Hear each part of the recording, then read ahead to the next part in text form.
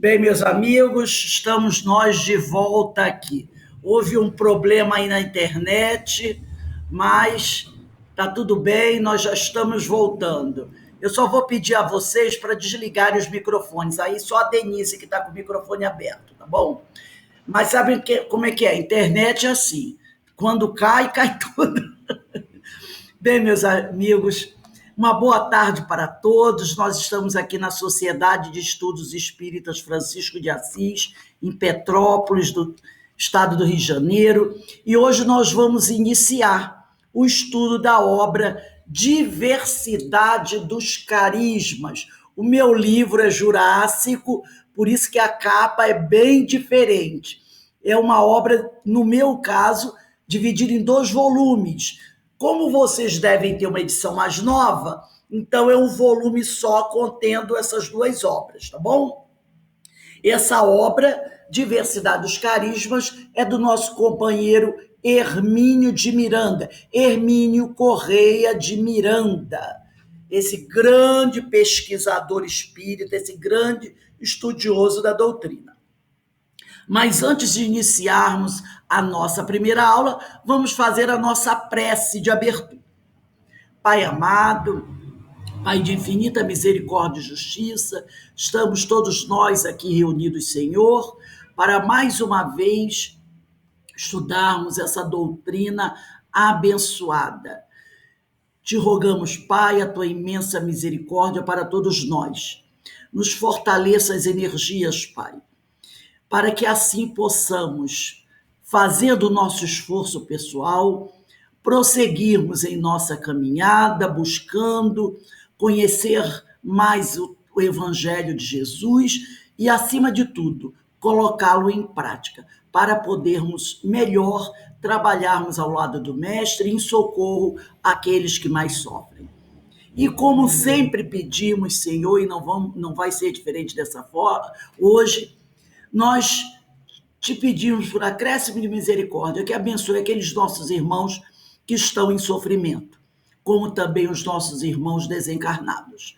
Que todos possam ser amparados, consolados e esclarecidos, como também todos os familiares desses nossos irmãos. Então, meus irmãos, estamos aqui rogando a falange de Francisco de Assis que nos fortaleça, que nos inspire nesses estudos e também agradecendo ao companheiro Hermínio de Miranda, que nos deixou essa obra magnífica, e pedindo também a sua inspiração, para que assim melhor possamos compreender essa obra tão maravilhosa, que com certeza irá nos ajudar. Envolvidos por essas vibrações amorosas que descem do alto, nesse momento, pedimos ao Pai que abençoe as nossas casas espíritas, a cada um de nós, as nossas famílias, e nos permita iniciarmos no dia de hoje essa primeira aula deste curso, que com certeza irá nos acrescentar em muito. Graças a Deus. Bem, meus irmãos, como nós falamos, a obra chama-se Diversidade dos Carismas, Teoria e Prática da Mediunidade.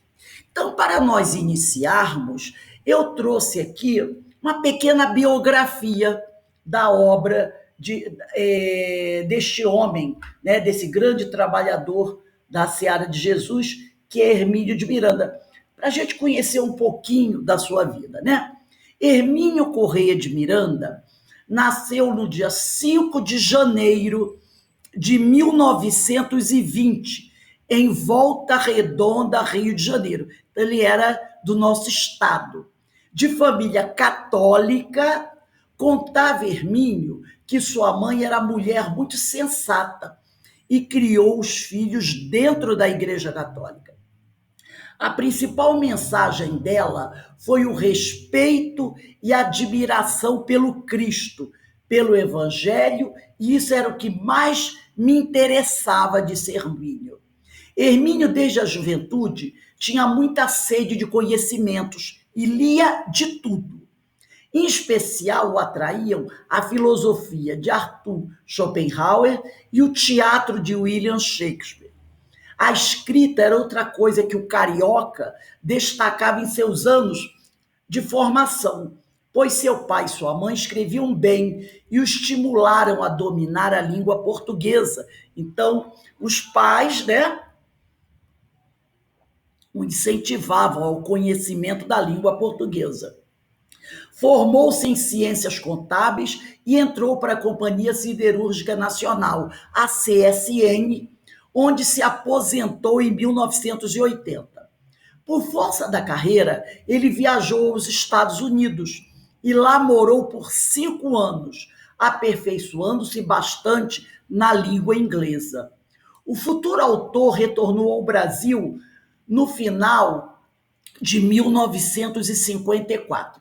Então se intensificou sua busca interna por aquilo que transcende o mundo. Era um homem que cultivava o bem e as virtudes, profissional realizado e ávido leitor, mas os questionamentos se acumulavam. Foi então que ele conheceu um espírita que lhe entregou uma lista de obras para que conhecesse bem o espiritismo. Então apareceu no caminho dele, né, alguém que percebeu os seus questionamentos e ofereceu a ele várias obras espíritas.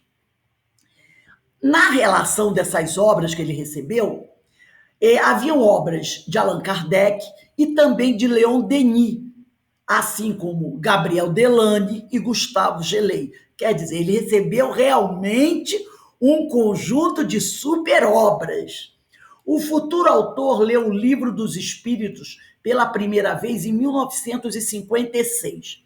E, ao final desse ano, escreveu um texto para a revista O Reformador, da Federação Espírita Brasileira, que o aceitou e publicou para a surpresa do espírita iniciante. Então, o primeiro artigo que ele escreveu e apresentou na federação foi logo aceito e publicado. Um dado curioso da vida de Hermínio é o de nunca ter frequentado nenhum centro espírita. Não quer dizer que ele não visitasse os centros espíritas. Ele os visitava, fazia palestras, seminários, mas ele nunca se filiou a nenhuma casa espírita. Com o passar dos anos, ele tornou-se magnetizador. E o trabalho mediúnico surgiu em decorrência disso. Mas ele sempre se reuniu em grupos pequenos e de, no máximo, de 6 a 8 pessoas, juntamente com outro grande espírita, Deolindo Amorim, que era um jornalista, do qual foi amigo por muitos anos. Eu cheguei a conhecer um companheiro, que não estou me lembrando o nome bem agora, que fazia parte desse grupo. Ora ele chamava um grupo dos 6, ora chamava grupo dos 8. Era um grupo, como na biografia vem dizendo, que onde havia um estudo na sua casa, num apartamento que ele tinha, se eu não me engano, na Tijuca. E lá eles faziam estudos da doutrina, faziam reuniões mediúnicas. Quando eu trabalhei com o Newton Leal na Rádio Rio de Janeiro, Newton Leal é o pai da Marisa Leal, um grande divulgador da doutrina espírita. Ele tinha 2 programas da Rádio Rio de Janeiro e eu cheguei a fazer alguns programas com ele. Foi nesses programas, gravando na Rádio Rio de Janeiro, que eu conheci esse companheiro que fazia parte desse grupo do Hermínio de Miranda, chamado, na época ele falava, era Grupo dos 6. Por orientação do mentor espiritual do grupo, né? Do grupo, Hermínio foi designado como o doutrinador das entidades desequilibradas. Então, no grupo dele, eles faziam estudos, além dos estudos, eles também tinham reunião de desobsessão. E ele foi eleito, né, escolhido pelo mentor espiritual do grupo para ser o doutrinador das entidades desequilibradas que se apresentavam. Esse trabalho, desempenhado por 28 anos, deu origem à coleção Histórias que os Espíritos Contaram. Essa coleção é muito interessante. Eu tenho mais ou menos, chego a ter uns 6 livros. Tem o primeiro livro, Histórias que os Espíritos Contaram, e tem outros, né? O Matuto, Grão-Vizir, no Batuta ou Caboclo, eu não me lembro bem, a filha do Grão-Vizir. Esses livros trazem as doutrinações, os depoimentos, as conversas que eles tinham com os espíritos. Cada doutrinação dessa durava de 40 minutos a 1 hora. Então, eles gravavam e depois eles publicavam. É muito interessante para quem é estudioso, trabalhador de reunião de desobsessão, para quem é doutrinador, porque o espírito dá sua comunicação e toda a conversa entre o doutrinador e aqueles é gravada e ele registra. E depois seus comentários, muito interessante para estudar. Outros livros que Hermínio publicou foram Diálogo com as Sombras, que nós sabemos que é uma trilogia, né? Diálogo com as Sombras, A Memória e o Tempo, Diversidade dos Carismas. O Diálogo com as Sombras vai trabalhar a questão da doutrinação, A Memória e o Tempo vai trabalhar a questão da regressão de memória, Diversidade dos Carismas, que começa o estudo hoje, vai falar praticamente da mediunidade. Ele também publicou Cristianismo, a Mensagem Esquecida, que eu recomendo. Nossos Filhos São Espíritos, Eu Sou Camille Desmoulins, e várias outras obras, né? Várias e várias outras obras. Como tradutor, ele também falava muito bem o inglês, ele traduziu várias obras obras espíritas para o português. Hermínio desencarnou em 8 de julho de 2013. Tem 8 anos que ele desencarnou, aos 93 anos de idade, e trabalhou intensamente até desencarnar. Assim como Chico Xavier, o autor carioca nada recebia dos direitos autorais dos livros que escreveu. Tudo era dirigido para as instituições filantrópicas. Ele escreveu mais de 40 livros e foi um dos maiores pesquisadores espíritas do Brasil. Então, isso é apenas uma pálida descrição da grande biografia de Hermínio de Miranda. E realmente é um autor que vale a pena a gente estudar. Ele realmente é um profundo conhecedor. Então, quem não conhece, busque conhecer. Bom, então nós vamos aqui iniciar agora o nosso estudo. Mas antes de ler a introdução, eu queria repetir aqui uma frase de um outro pesquisador espírita. Alguns dizem que espiritualista, mas eu prefiro dizer espírita. Edgar Armond. E Edgar Armond também tem uma vasta obra publicada, Exilados de Capela, não é? Ou tem um livro só sobre mediunidade, e vários outros. Ele dizia o seguinte sobre mediunidade: mediunidade com Jesus é serviço aos semelhantes.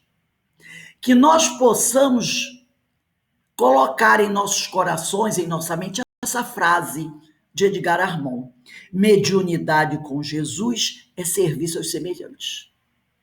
Para que o nosso trabalho mediúnico seja realmente grandioso, que nós possamos abraçar a mediunidade, mas a mediunidade com Jesus. Então, nós vamos agora começar a ler a introdução e vamos tecendo os comentários que forem necessários. Diz assim Hermínio de Miranda na sua introdução, na introdução dessa obra Diversidade dos Carismas. 3 opções básicas se colocam diante daquele que se propõe a escrever um estudo como este acerca da mediunidade. Número 1, a abordagem predominantemente teórica, como a adotada por Allan Kardec em O Livro dos Médiuns. Segundo, o enfoque experimental, caracterizado como depoimento pessoal do qual dispomos de bons exemplos em Recordações da Mediunidade e Devassando o Invisível, de Ivone do Amaral Pereira. E terceiro, o tratamento integrado de ambos os aspectos, acoplando teoria e prática, segundo podemos observar eu vou ler em português, tá? As aparições materializadas dos vivos e dos mortos, volumes 1 e 2, tá? De Gabriel Delany, ou mais recentemente, nas obras da série André Luiz, que tratam especificamente do problema como mecanismo da mediunidade nos domínios da mediunidade. Então, na realidade, aqui são duas obras de Gabriel Delany. A primeira chama-se Pesquisa sobre a Mediunidade, tá? Então, ele colocou aqui duas obras de Gabriel Delany. A primeira, Pesquisa sobre a Mediunidade, e a outra, As Aparições Materializadas dos Vivos e dos Mortos. Então, eu vou ler novamente o terceiro. O tratamento integrado de ambos os aspectos, acoplando teoria e prática, segundo podemos observar em Pesquisa sobre a Mediunidade e As Aparições Materializadas dos Vivos e dos Mortos, volume 1 e 2, de Gabriel Delany. São duas obras de Gabriel Delany que eu fiz uma pesquisa e não achei traduzidas, né? A primeira, Pesquisa sobre a Mediunidade, que eu acredito que deixa ser bastante interessante, e a outra, As Aparições Materializadas dos Vivos e dos Mortos, volume 1 e 2. Ou, mais recentemente, como ele diz aqui, nas obras da série André Luiz, que tratam especificamente do problema como mecanismo da mediunidade nos domínios da mediunidade. Então, ele apresenta aqui 3 tipos, tá, de abordagem para se estudar uma obra. Ele mostra a abordagem teórica de Allan Kardec, no Livro dos Médiuns, onde Kardec apresenta toda uma teoria. Ele fala também do enfoque experimental, e citando 2 obras de Gabriel Delany aqui, né? Não, desculpe, 2 obras de Dona Ivone Pereira, aonde Dona Ivone Pereira, ela coloca a parte teórica, mas ela fala da sua experiência como médium. Ela traz a sua experiência como médium. E a terceira, ele fala desse tratamento integrado, aonde uma obra tem a teoria e também a parte experimental. Então, ele diz aqui, cada uma dessas opções tem seus méritos e objetivos próprios.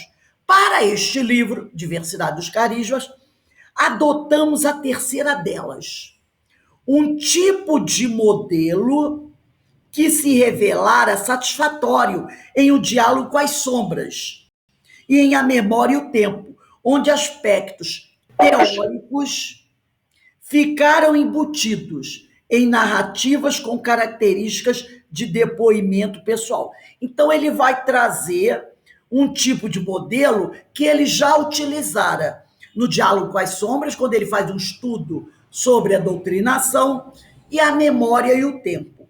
Com esse plano em mente, procuramos montar este trabalho a partir de 3 módulos distintos, ainda que inseparáveis em suas implicações e na interação de suas motivações. O primeiro deles, destinado a documentar, aqui vem uma coisa muito, muito importante, tá? O primeiro deles, destinado a documentar problemas básicos que o médium em potencial ou já em plena atividade costuma enfrentar.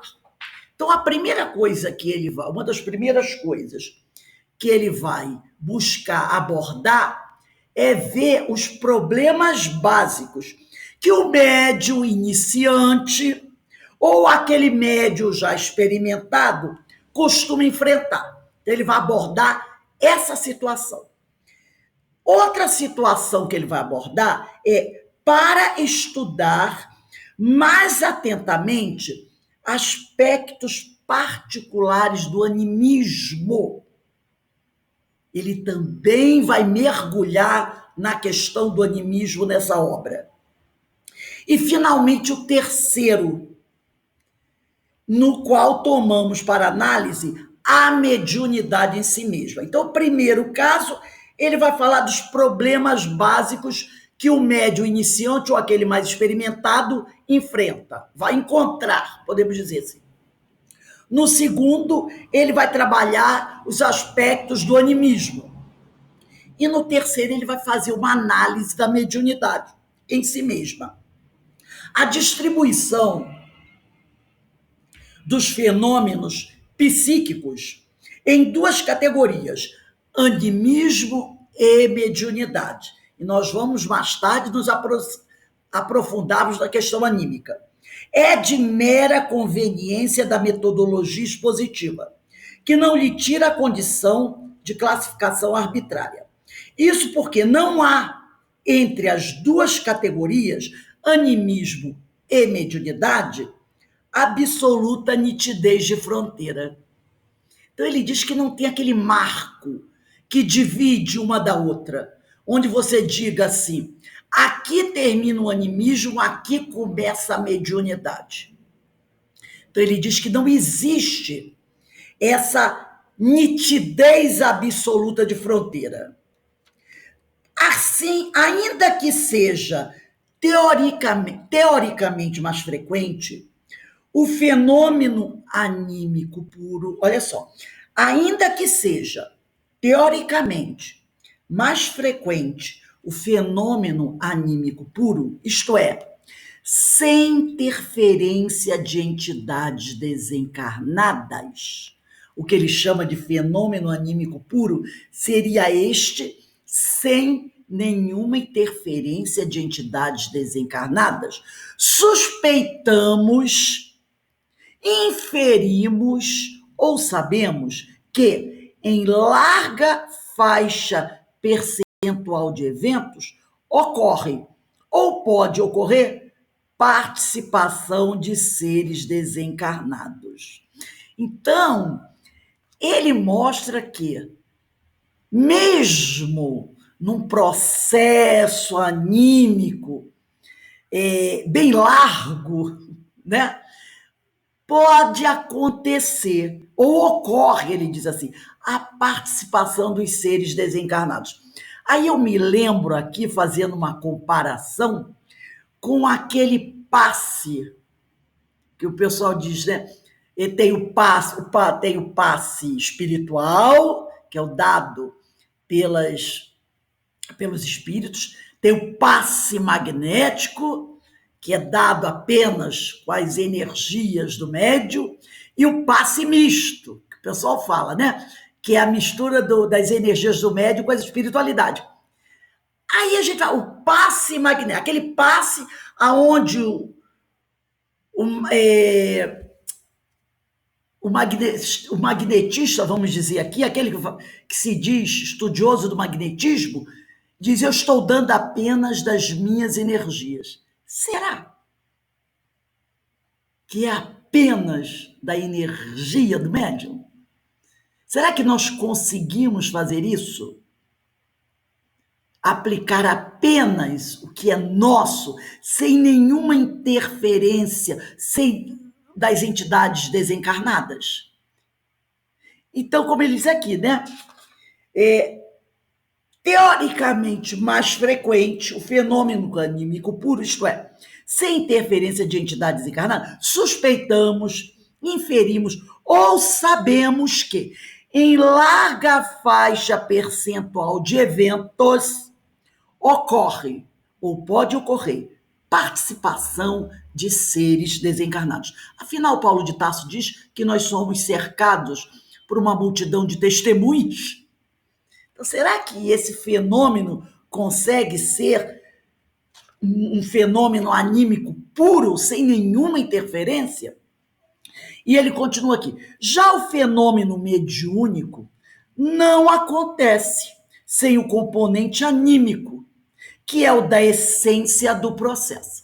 Então, ele está dizendo que o fenômeno mediúnico não irá ocorrer, tá? Sem o componente anímico. Quer dizer, o humano, o encarnado, sempre irá participar, dar a sua cota de colaboração. Para suas manifestações, os espíritos precisam de certa espécie e quantidade de energia de que somente o ser encarnado dispõe. É o que o pessoal chama de magnetismo animal, não é? Então, para que os espíritos possam realmente se fazer percebidos, vamos dizer assim, entre nós é necessário uma espécie de energia humana do encarnado. Energia essa que ele diz que somente o ser encarnado dispõe. Ontem eu estava estudando, dando uma lidinha, um livro que eu pretendo que a gente estuda no futuro, um livro do José Herculano Pires, chamado Mediunidade, onde ele tem um capítulo, já quase no final do livro, que ele fala da mediunidade zoológica. É um negócio assim, né? Porque não tem aquele capítulo dos médios, mediunidade dos animais? Então, ele, nesse capítulo muito interessante, ele fala sobre aborda essa questão, né? E tem muitas pessoas que acreditam nessa mediunidade dos animais. Não é? Então ele diz aqui, a gente sabe que não tem nada disso, mas ele diz aqui, ó, ele deixa bem claro aqui, de que somente o ser encarnado dispõe, tá? Então não tem essa coisa do cachorrinho e do gatinho. A comunicação entre as duas faces da vida, ou seja, entre espíritos desencarnados e seres humanos encarnados, transita por uma ponte psíquica que tem de apoiar uma cabeceira. Aí a gente vai, ó, vamos imaginar a cena, tá? Transita por uma ponte psíquica que tem de apoiar uma cabeceira na margem de lá do abismo e a outra no lado de cá, onde vivemos nós. Então, olha só, já estudamos isso no livro dos Espíritos, né?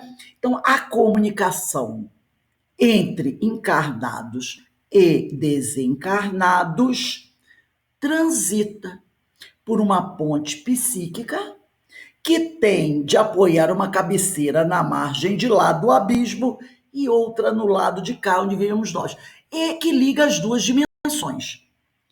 Insistimos, pois, em declarar que a classificação é simples conveniência metodológica e não deve ser tomada com rigidez exclusivista. Quanto ao mais, o enfoque fundamental do livro consiste em estudar as faculdades do espírito humano em ação, tanto quanto possível, da ótica do próprio sensitivo. Então, é a visão que será trazida pelo próprio médium. De vez que ele, o médium, é o laboratório vivo no qual se processam os fenômenos sob exame. Então, será o próprio médium, aquele que está trabalhando na mesa de desobsessão, na prática do fenômeno, quem irá dar o seu depoimento. Estaria equivocada, não obstante, a conclusão de que o livro se destina somente aos médios em geral, aos dirigentes e aos que militam em centros e grupos espíritas, como participantes de trabalhos mediúnicos. Então, quer dizer que o trabalho aqui não está restrito apenas àqueles que trabalham na casa espírita. Né? Não importa o trabalho mediúnico que ele faça. Ele diz aqui, esse livro não é apenas para estes. E ele continua aqui, ao contrário, o tema é de vital importância para um espectro de pessoas muito mais amplo do que poderíamos suspeitar à primeira vista. É que os fenômenos de natureza anímica e mediúnica, então ele coloca os dois tipos de fenômeno, anímico e mediúnico não ocorrem apenas a horas certas, com determinadas pessoas, nos círculos fechados do espiritismo prático, mas a todo momento, por toda parte, com todo mundo. E a gente sabe disso, não é? Quantas vezes nós já vimos esses fenômenos acontecendo dentro da nossa casa, na rua, no meio de transporte, e não só dentro da casa espírita. Está aí. A qualquer momento, um fenômeno anímico mediúnico pode acontecer. E ele diz aqui, ó, não estarei exagerando ao dizer que acontecem com maior frequência na rua, no lar, na escola, no local de trabalho, do que propriamente na intimidade dos núcleos espíritas. A mediunidade não é propriedade do espiritismo. Inclusive, ela já existia muito antes da publicação de O Livro dos Médiuns, do Livro dos Espíritos, em 1857. Porque a gente tem aquela ideia, né? Doutrina espírita, ela inicia com a publicação do Livro dos Espíritos. É uma convenção. Mas nós sabemos, desde que o mundo é mundo, que os fenômenos mediúnicos acontecem. Então, ele faz questão aqui de dizer que esta obra é uma obra que irá ajudar a qualquer pessoa interessada no tema a conhecer do assunto. E que isso é muito bom. É muito bom. Então, ele diz aqui, poucos estudos, em verdade, oferecem tão denso conteúdo humano como o da mediunidade, né? Quer estejamos de um lado ou de outro da vida, como encarnados ou desencarnados. Ela, a mediunidade, é sempre um instrumento de intercâmbio, instalado estrategicamente entre os dois planos da existência. Alto preço em angústias, decepções e desequilíbrios emocionais e mentais, perfeitamente evitáveis, é pago a cada instante em consequência da desoladora ignorância em torno da problemática da mediunidade fora do contexto doutrinário do espiritismo.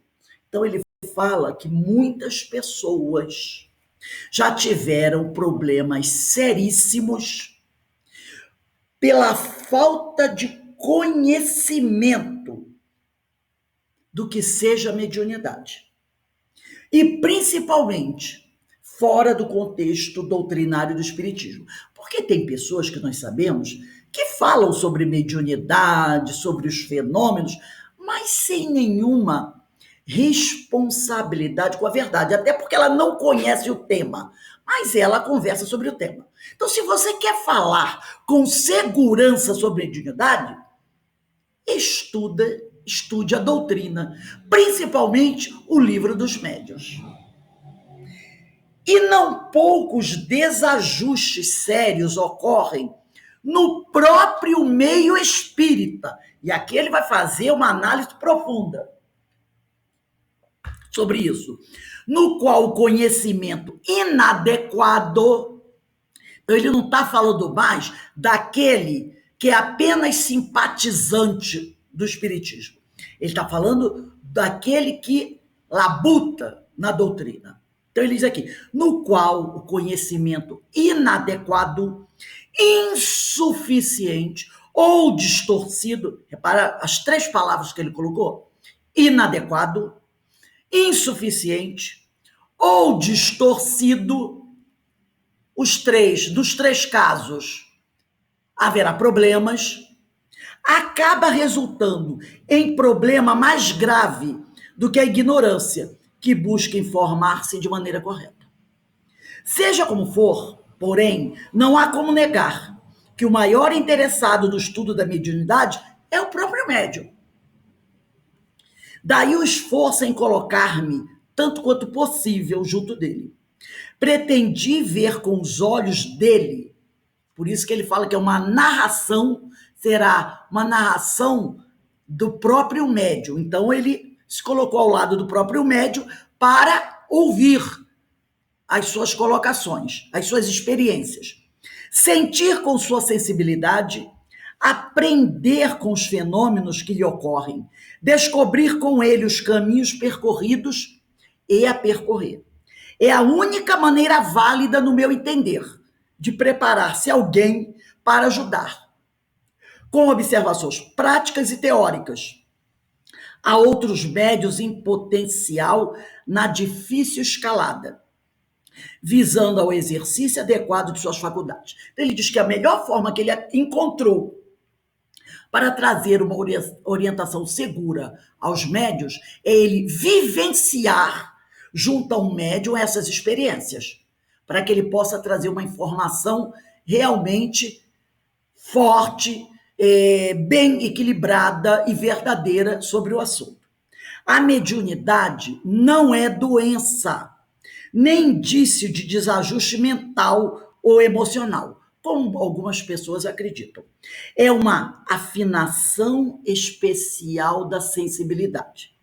Como na música, somente funciona de maneira satisfatória um instrumento que não apresenta rachaduras, cordas arrebentadas, desafinadas ou qualidade duvidosa.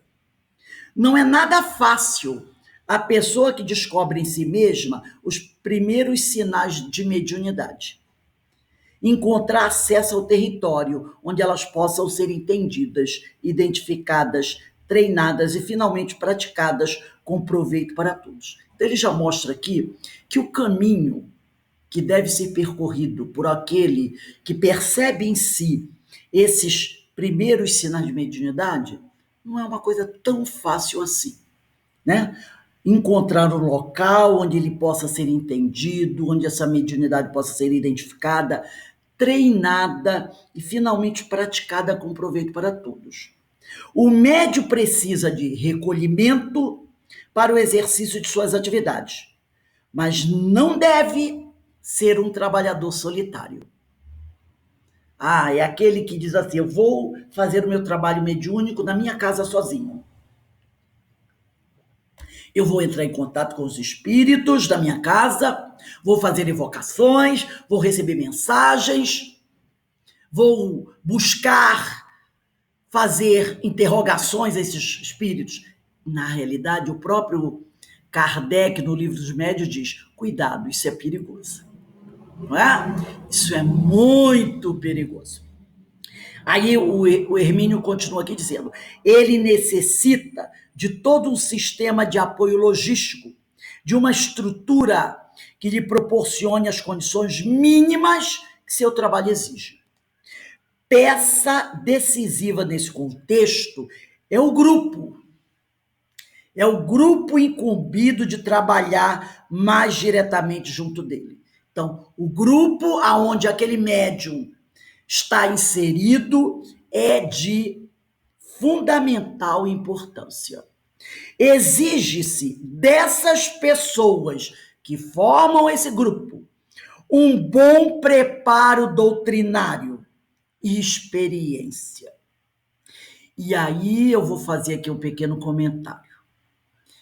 Já vi grupos onde esse preparo doutrinário e experiência era muito era carente. Havia uma carência disso. Porque muitas vezes, tá? Eu vou fazer aqui uma observação, porque eu tive, pelo menos, e alguns companheiros estão aqui, ficaram ao meu lado, mas pelo menos mais de 20 anos de trabalho mediúnico, vivenciando essa experiência, esse dia a dia, tá? E já vi muita gente sendo colocada nesses grupos mediúnicos, nas reuniões de desobsessão, sem nenhum preparo doutrinário e experiência. E não dá bom resultado. Não dá bom resultado. Tá? Até porque alguns médios, graças a Deus, eu sempre trabalhei com um bom número de médios, e eu aqui tenho 3 companheiras, 4, 5 companheiros que eu posso falar: Jorge, Carmen, Verinha Eckhart, Ideína, Eloá, mas, graças a Deus, eu sempre tive bons companheiros, pessoas bastante interessadas em estudar, conhecer.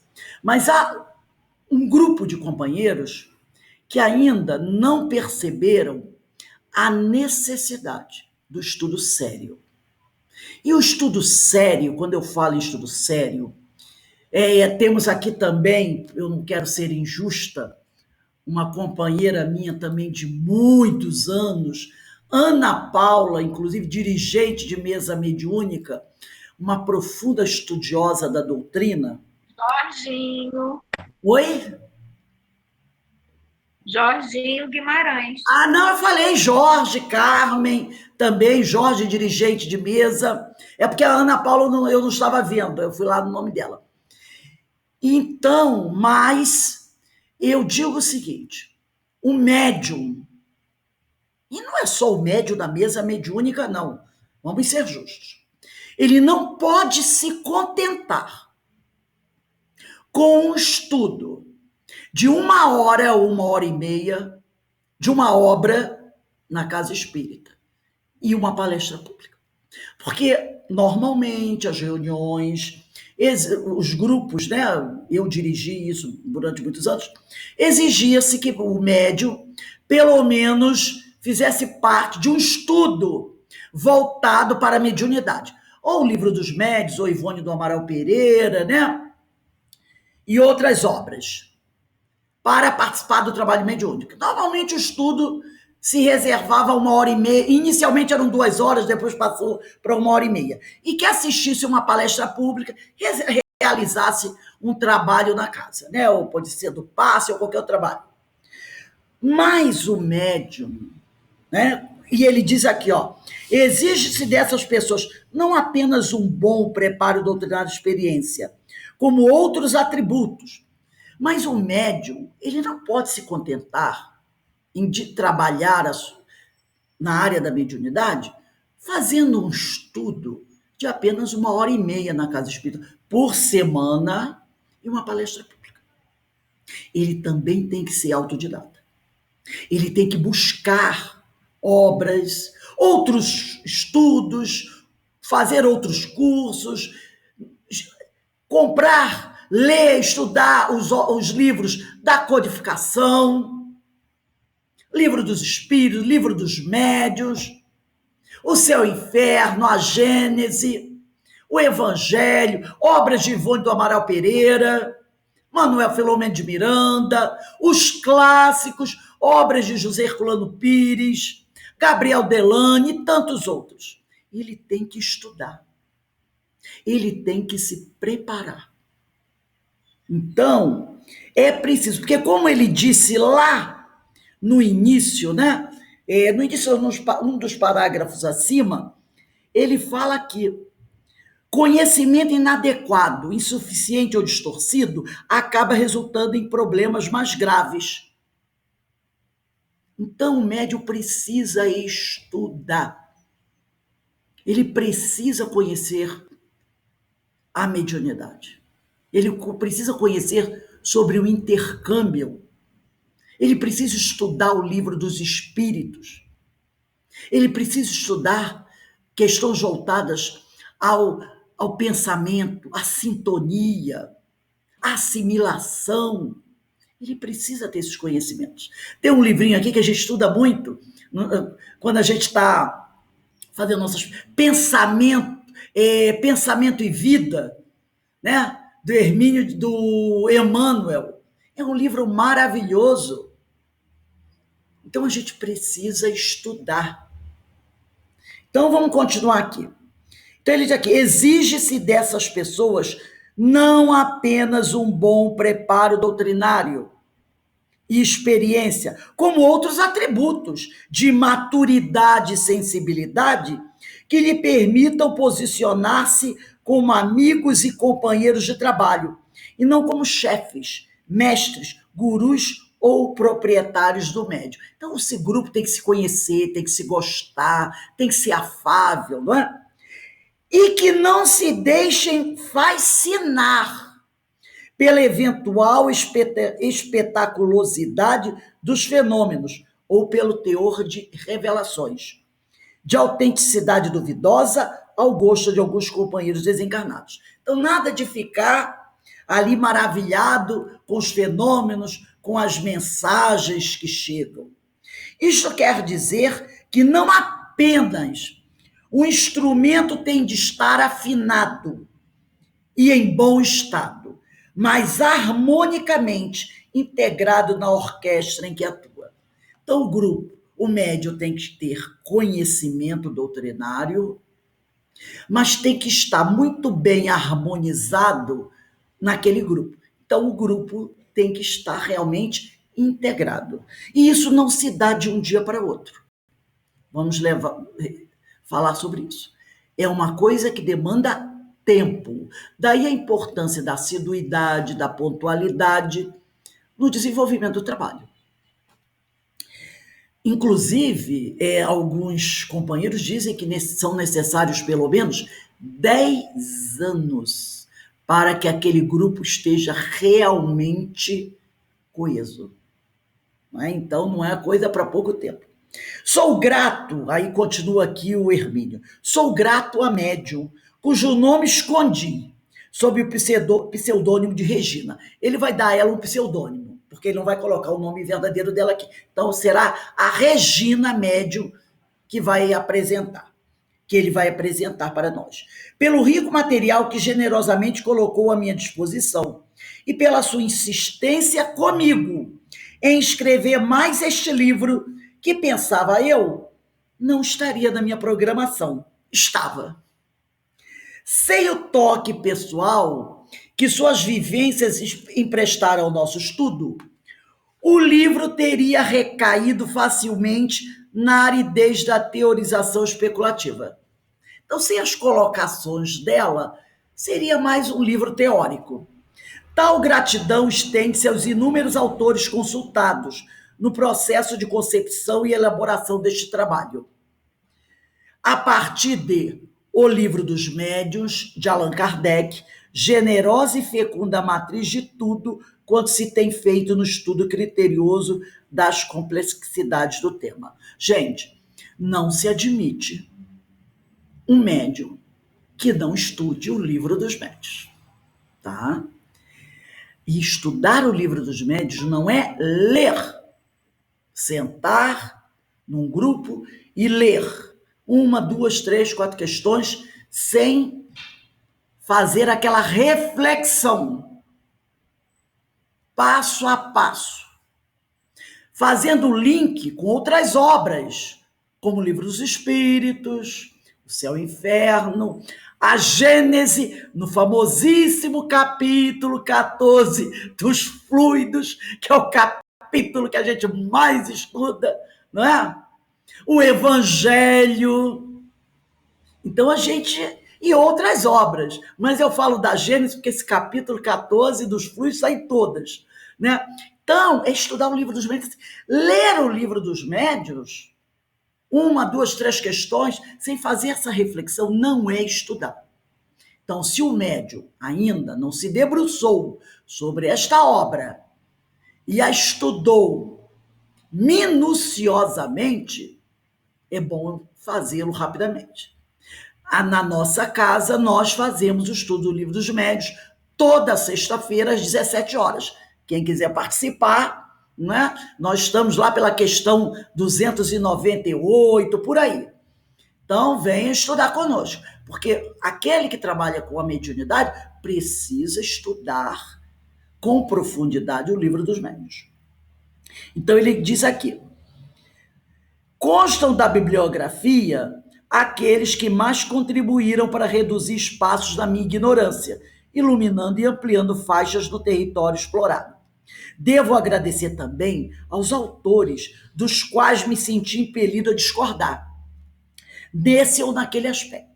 Eles costumam ter importante contribuição a oferecer, de vez que até mesmo a divergência pode ser criativa, no sentido de que tem algo a ensinar-nos, quanto à melhor definição de conceitos, que, de outra forma, talvez permanecessem vagos ou ignorados por nós. Então, quando nós encontramos num livro uma observação da qual não concordamos, isso nos leva à pesquisa, para que a gente possa dar solidez à nossa ideia. E com isso a gente aprende mais ainda. Então é interessante isso, não? Cabe finalmente uma palavra de gratidão aos amigos espirituais que, no seu modo discreto, silencioso, amoroso e competente, sempre acompanham todo o difícil processo de elaboração dos meus, e ele bota aqui, meus, escritos. Então ele põe em dúvida, serão meus mesmo? Desde a germinação da ideia original até o aparecimento do livro nos catálogos, vitrines, estantes e finalmente em suas mãos, leitor, pois este é o destino deles. Em O Diálogo com as Sombras, que talvez seja o livro mais famoso de Hermínio de Miranda, e que esse ano de 2021 está completando 50 anos, inclusive o nosso irmão Moisés tem um programa na Rádio Janeiro, que, se eu não me engano, Estudando a Obsessão, onde ele está estudando esse livro, Diálogo com as Sombras. E é, podemos dizer assim, o livro mais famoso, né? Comemorando, como dissemos aqui, 50 anos esse ano. Em Diálogo com as Sombras, examinamos o problema da doutrinação, que também é muito conhecido hoje pelo esclarecimento ou diálogo, porque essa nomenclatura vem mudando, não é? Então, as pessoas já não estão adotando mais essa expressão doutrinador, porque algumas pessoas fazem uma interpretação errada. Então, dizem ou dialogador ou médium esclarecedor. Eu gosto muito desse dialogador, porque às vezes o tempo é tão curto que pouco se consegue esclarecer.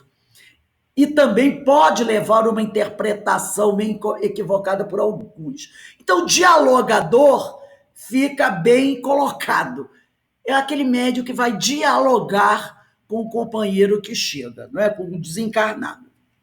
Então, em Diálogo com as Sombras, examinamos o problema da doutrinação, que é essa conversa do médium com o espírito. Em A Memória e o Tempo, abordamos o da regressão de memória. Muito importante esse tema dentro da reunião mediúnica. Muito importante.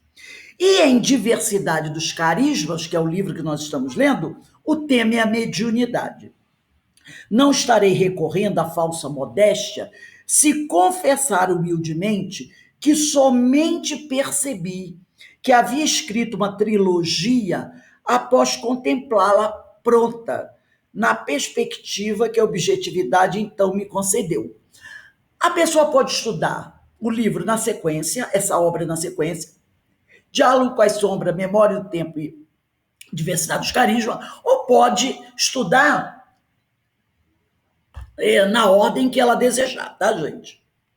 Se as observações e experiências contidas nestas páginas forem de utilidade a alguém, sentir-me-ei encorajada a me apresentar um dia aos meus queridos mentores, como aquele obreiro de que falou Paulo a Timóteo, na segunda carta a Timóteo, capítulo 2, versículo 15, que nós estamos estudando as epístolas de Paulo no sábado às 16 horas. Só que nós estamos estudando a primeira epístola a Timóteo.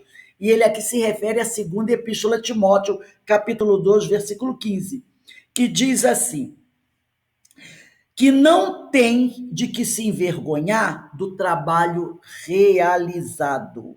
O leitor prestou atenção? O severo, e ele aqui chama Paulo de severo, né? O severo apóstolo dos gentios entende que já estaremos bem se nossa modesta obra, seja ela qual for, não nos causar vexames. Ela não precisa nem ser um sucesso de bilheteria, né? De vendas. Basta que não nos cause vexame, né? Não nos causando vexame, então já estamos bem, já estamos a caminho.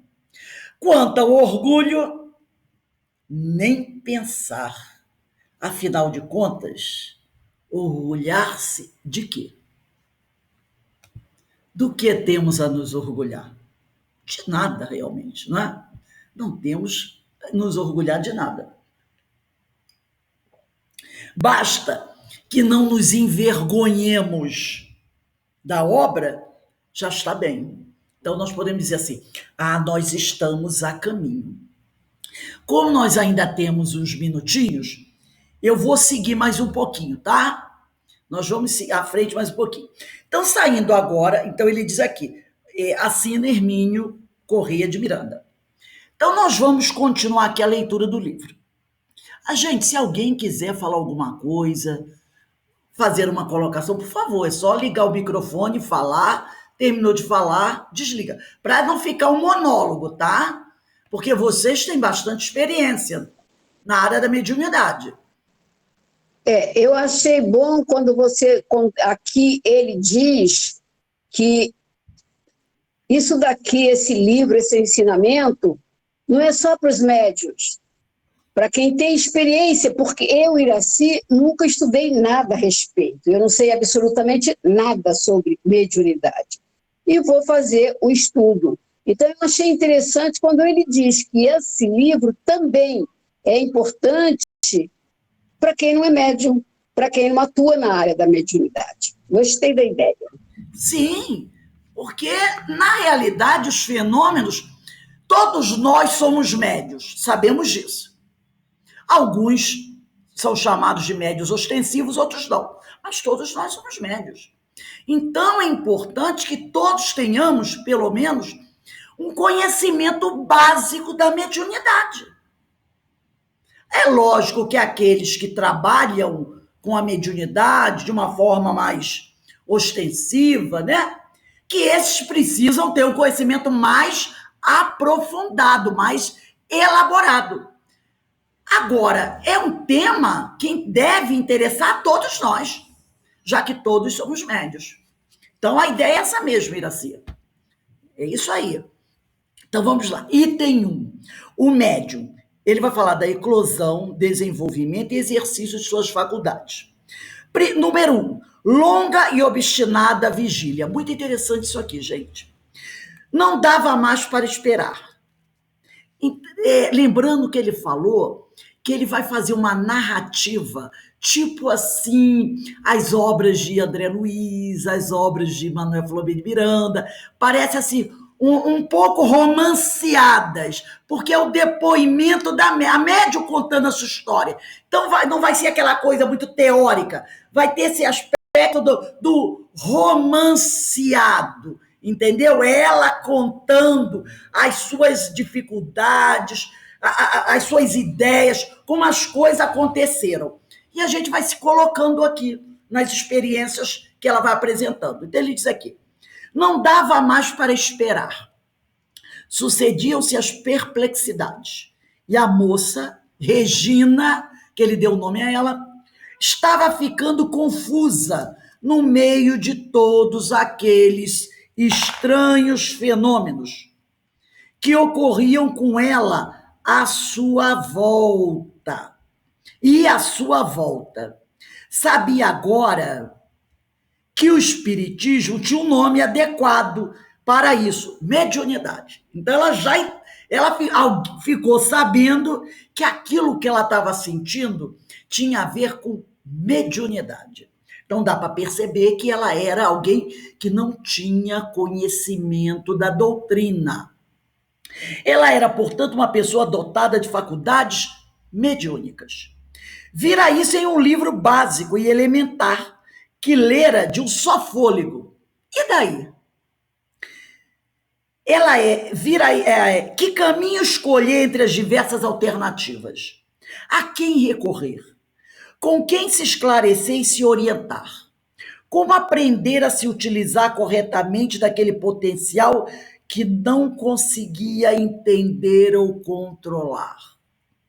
Quem já não viu pessoas que, de repente, na rua, começam a dar, né? O pessoal fala assim, que ficam tomada, que começam a dar passividade, não é?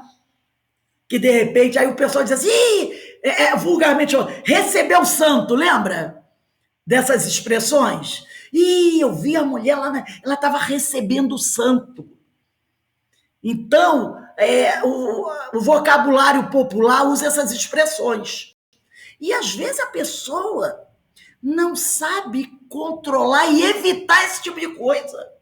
Eu tinha uma vizinha, há muitos anos, eu era adolescente, que toda vez que tinha uma festinha na casa dela, quando a família estava reunida, todo mundo fazendo aquela festa, lá vinha, acontecia, e era a expressão que o povo usava. Lá vem fulana recebendo o santo. Às vezes, acabava com a festa. Porque era aquela coisa, família, todo mundo sabe que é festa em família, não é? Tudo pode acontecer. Ou, às vezes, não acontece nada de ruim, mas tudo pode acontecer. E, às vezes, aí você não sabia também se era um fenômeno mediúnico ou se era um fenômeno anímico. Aí, muitas vezes, quando ela começava a dar ali aquelas manifestações, começava a falar, entre aspas, verdades. Era a cunhada que não gostava, lá ia a bomba. Era pro marido, era pro vizinho, entendeu? Todo mundo entendeu? Às vezes terminava a festa num barraco, ia todo mundo embora para casa com raiva, xingando. Outras vezes, quando só falava abobrinhas, e às vezes falava muitos palavrões, o pessoal entrava e começava a perguntar uma coisa aqui, então tudo podia acontecer. Era realmente uma situação muito delicada. Eu, normalmente, quando essas coisas aconteciam, eu pegava e ia embora. Porque eu sempre tive uma certa dificuldade com esse tipo de coisa. Eu ia embora. Porque de tudo podia acontecer. Ou às vezes não acontecia nada. Mas era ter a tal da festinha, meu Deus do céu. E a gente vê muito isso, né?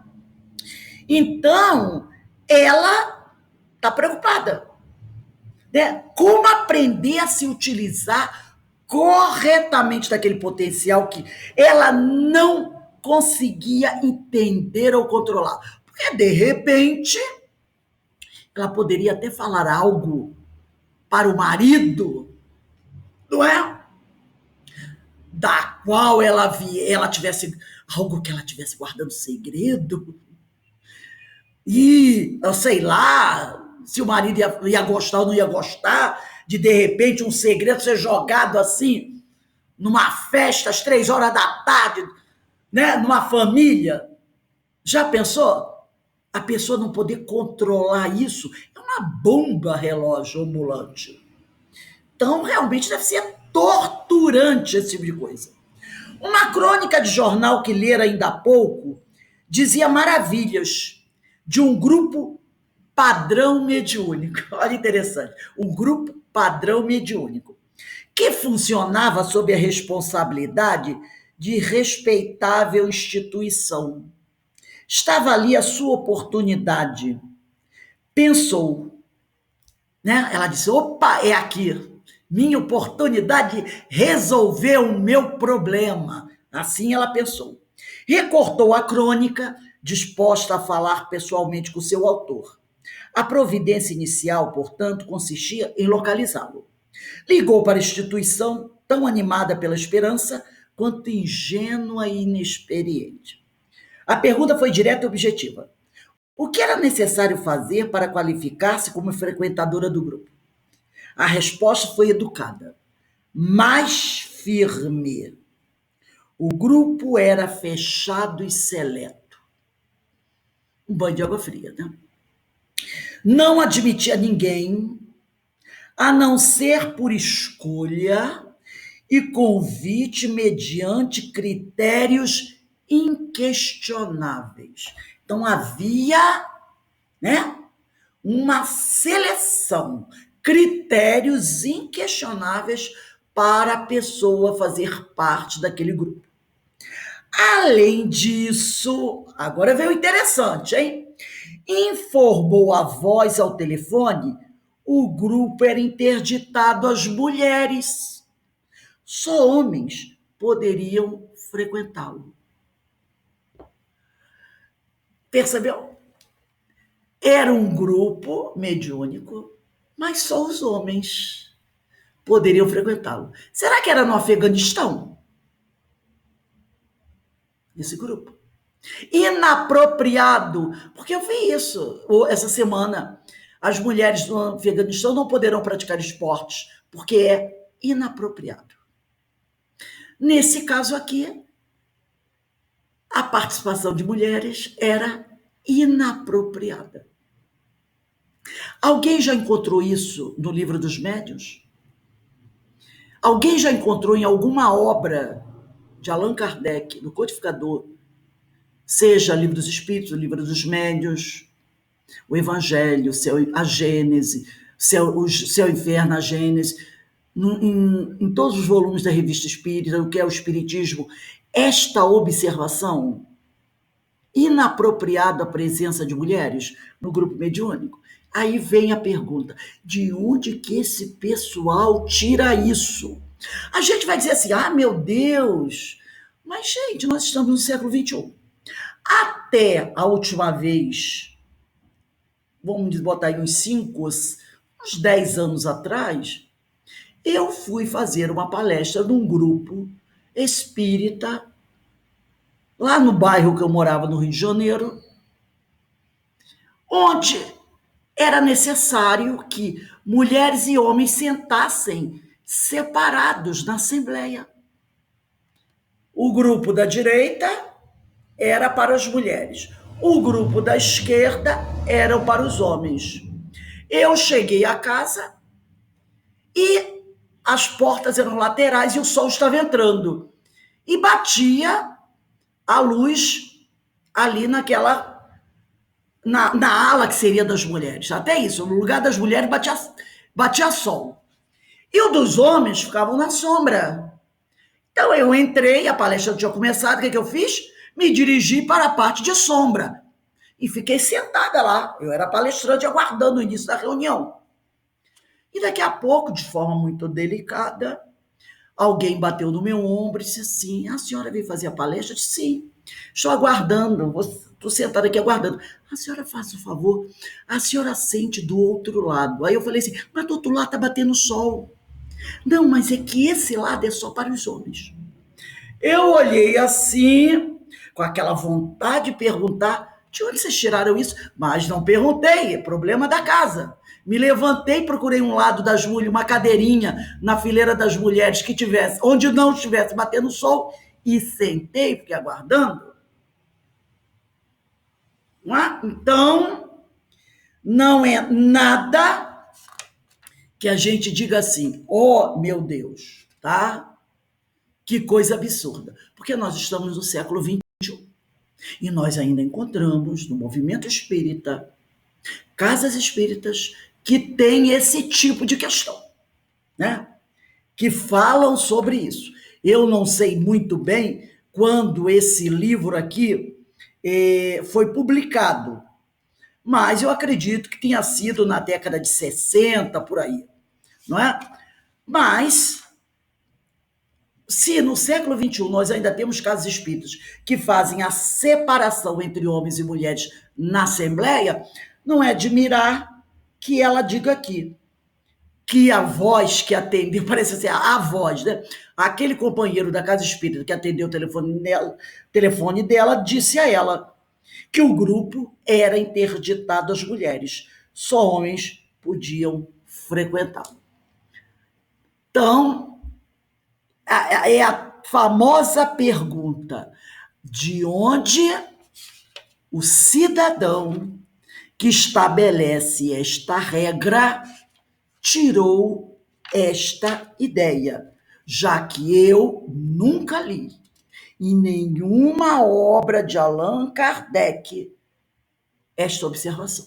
Se alguém já tiver encontrado, lido, Jorge, você que tem mais tempo no movimento espírita, Carmen, se alguém já viu essa em alguma obra, me diga, porque ele coloca aqui, e a gente pode dizer assim, isso é invenção. Não, a partir desse fato que eu contei para vocês, que casas espíritas ainda fazem a tal da divisão, né, entre homens e mulheres. Então, nós vamos parar por aqui, né? Realmente, dá para perceber que o estudo vai ser um estudo bastante interessante, porque tem casos aqui, coisas, situações que ela vai vivenciar aqui, muito interessante, gente, muito interessante mesmo, sabe? Não pensem em você, vou dar uns, como diz o outro aí, vou dar um spoilerzinho. Não pensem que será um mar de rosas o que ela vai vivenciar. Vão ser coisas muito difíceis, mas a gente vai aprender com ela, não é? Eu gostaria que alguém, nós temos aí uns 5 minutinhos, que alguém aí colocasse alguma ideia, o que está achando do estudo, né? Se acredita que vai acrescentar alguma coisa. Vamos lá, candidatem-se, senão eu convoco. Com certeza já acrescentou. Só essa introdução, só esse comecinho aqui, já estamos, ó, brilhando. Eu acho não, eu tenho certeza que quem se coloca como médium, quem trabalha na mediunidade, consegue, é isso que tem que acontecer, exatamente. Isso tem que acontecer o tempo todo. E só temos a agradecer mais esse estudo agora. Olha, estou babando aqui, babando. Louca para ler ele todo para a gente poder estudar, né? Tem muita coisa. Nesse capítulo 1 aqui, tem muita coisa interessante. Nós vamos estudar sobre os primeiros passos, vamos estudar sobre a passividade. Então, tem muita coisa. E sempre, o que é interessante aqui, o Hermínio vai trazer para a gente o ponto de vista da médium. Ponto de vista da médium. Obrigada, benção. E é aquela história, é uma história verdadeira. Eu depoimento verdadeiro. Pode falar. Antes de eu começar a estudar, para mim a mediunidade era um sofrimento, era um castigo, uma tortura, entendeu? Até eu só passei a ver a mediunidade assim como de outra maneira, né? Uma maneira mais tranquila e saudável, né? Vamos dizer assim, a partir do momento que eu comecei a estudar. Aí eu comecei a sentir mais segurança, né? Na questão da manifestação, de algumas coisas assim que a gente sente, né? Vamos dizer, sintomas mediúnicos, né? Então, o estudo ele é fundamental, né? O médico que não tem essas informações é um sofrimento mesmo, é uma tortura, é medo, é uma coisa aterrorizante. Realmente, né? O conhecimento esclarece, né? Ilumina, tira a venda dos olhos. Porque a ignorância é libertador, né? É o não conhecimento, realmente, como ele falou aqui, pode trazer problemas sérios para todos nós. Alguém gostaria de falar mais alguma coisa? Nós temos aí a nossa irmã Ana Paula, Eloá, Iraci, tem outros companheiros que eu não estou identificando aqui pelo nome. Deixa eu ver aqui. Luiz Carlos Peixoto, a Marinéia, a Marisa Leal, Verinha Eckert, né? Então, realmente, eu acredito que será uma oportunidade. Hermínio tem muito a nos ensinar, muito a nos esclarecer e nos auxiliar no aprendizado da mediunidade. Então, vamos aproveitar com ele, né? Com essa obra maravilhosa. Bem, meus irmãos, nós estamos encerrando aqui, mas eu quero lembrar a todos que hoje teremos a nossa segunda palestra do Setembro Verde, às 19h30.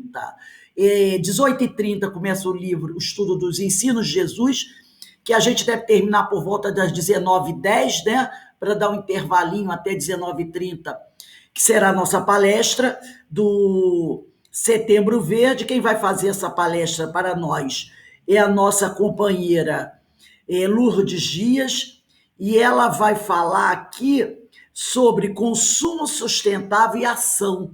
Os 5 R's: repensar, reduzir, recusar, reutilizar e reciclar. Começa às 19h30.